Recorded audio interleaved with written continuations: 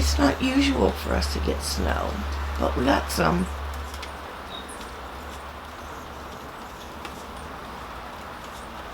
Isn't it interesting?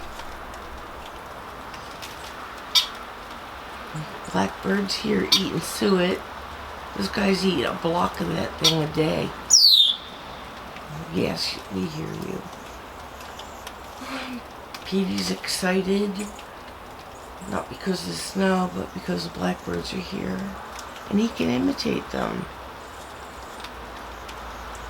So that's what it is.